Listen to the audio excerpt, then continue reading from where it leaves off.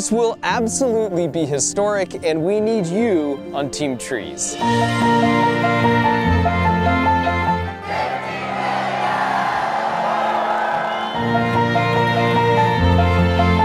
Thanks to all our new users, Ecosia now has enough resources to plant an additional 2 million trees in Brazil.